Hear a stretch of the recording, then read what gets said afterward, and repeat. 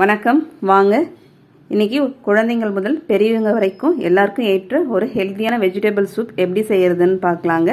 இந்த சூப் பார்த்திங்கன்னா நமக்கு சளி, இரும்பல், உடம்பு டயர்ட்னஸ்லாம் இருக்கும்போது இந்த சூப் தொடர்ந்து 2-3 நாளைக்கு நம்ம குடிச்சிட்டு வரும்போது பார்த்திங்கன்னா நமக்கு நல்லா ஒரு பெட்டராக ஃபீல் பண்ணுவோம். வாங்க இப்போ எப்படி செய்கிறதுன்னு பார்க்கலாம்.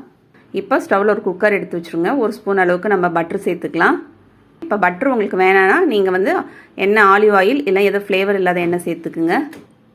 இப்போ பட்டர் நமக்கு லேசாக மெல்ட் ஆனோடனே இப்போ ஒரு 8 பல் பூண்டை தட்டி எடுத்து வச்சுருக்கேங்க, அதை சேர்த்துக்கலாம். ஒரு துண்டு அளவுக்கு இஞ்சி சேர்த்துக்கலாங்க.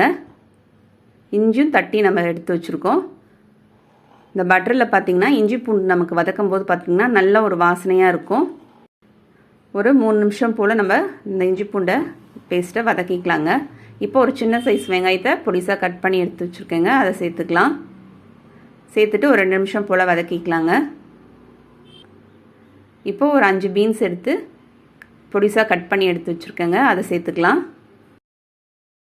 ஒரு பெரிய சைஸ் கேரட் பொடிசாக கட் பண்ணதுங்க, அதையும் சேர்த்துக்கலாம். ஒரு கைப்பிடி அளவுக்கு கோஸ் எடுத்துக்கலாங்க, அதையும் சேர்த்துக்கலாம். நீங்கள் இது கூட குடமிளகா, ஸ்வீட் கார்ன் கூட சேர்த்துக்கலாங்க. இப்போ ஒரு 3/4 ஸ்பூன் அளவுக்கு சர்க்கரை சேர்த்துக்கலாங்க. இதே நம்ம சேர்க்கணும்னு இல்லைங்க, இது ஆப்ஷனல் தான். சர்க்கரை சேர்த்தா வெஜிடபிள்ஸுடைய கலர் பார்த்திங்கன்னா நமக்கு நல்லா அப்படியே மெயின்டைன் ஆகும் கலரு. இப்போ ஒரு 3/4 ஸ்பூன் அளவுக்கு உப்பு சேர்த்துக்கலாம். வேணும்னா நம்ம சூப் குடிக்கும்போது கூட சேர்த்துக்கலாங்க. சேர்த்துட்டு எல்லாத்தையும் கலந்து விட்டுடலாம். இப்போ ஒரு 3/4 லிட்டர் அளவுக்கு நம்ம தண்ணி சேர்த்துக்கலாங்க.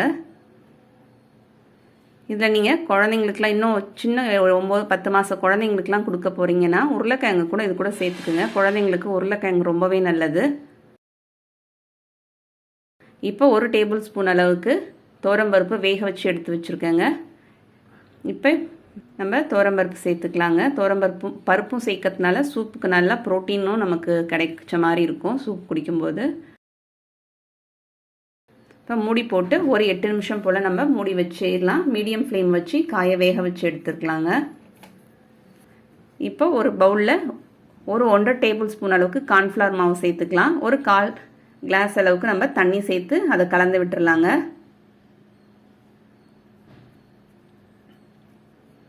இப்போ 8 நிமிஷம் போல் ஆயிடுச்சுங்க, நம்ம ஓப்பன் பண்ணிடலாம். காயெலாம் பார்த்திங்கன்னா நல்லா வெந்துருச்சு. நமக்கு 8 நிமிஷத்துலேயே நமக்கு நல்லா வெந்துருங்க. ஒரு மீடியம் ஃப்ளேம் வச்சு வேக வச்சோம்னா நமக்கு நல்லாவே வெந்துடும் காய். இப்போ நம்ம கரைச்சி வச்சுருக்கிற கார்ன்ஃப்ளவர் மாவு எடுத்து ஒரு தடவை கலந்து விட்டுருங்க. நம்ம அதில் சேர்க்கும் போது ஏன்னா அடியில் மாவு தங்கியிருக்கும். கலந்து விட்டுட்டு ஊற்றிடலாங்க. நம்ம ஊற்றிட்டு ஒரு கலந்து விட்டுருங்க. திரும்பியும் கலந்து விட்டுட்டு திரும்பி மூடி போட்டு மூடிடலாங்க. மூடிட்டு ஒரு 3 நிமிஷம் போல் கொதிக்க வச்சுக்கலாம். இப்போ 3 நிமிஷம் ஆயிடுச்சுங்க, நம்ம ஓப்பன் பண்ணிடலாம். இப்போ இதில் நம்ம கொஞ்சம் போல் கொத்தமல்லி தழை சேர்த்துக்கலாங்க. ஒரு 3/4 ஸ்பூன் அளவுக்கு மிளகுத்தூள் சேர்த்துக்கிறேங்க. நம்ம டேஸ்ட்டுக்கு தகுந்த மாதிரி சேர்த்துக்கலாம். ரொம்ப சத்தும் ஆரோக்கியம் நிறைஞ்ச ஒரு வெஜிடபிள் சூப் நமக்கு இப்போ ரெடி ஆகிடுச்சு. நீங்களும் இதை மாதிரி செஞ்சு பாருங்கள். செஞ்சு பார்த்துட்டு எப்படின்னு கமெண்ட் பண்ணுங்கள். உங்களுக்கு இந்த வீடியோ பிடிச்சிருந்தா லைக் பண்ணுங்கள், ஷேர் பண்ணுங்கள், சப்ஸ்கிரைப் பண்ணுங்கள். அடுத்த வீடியோவில் பார்க்கலாம். தேங்க்யூ.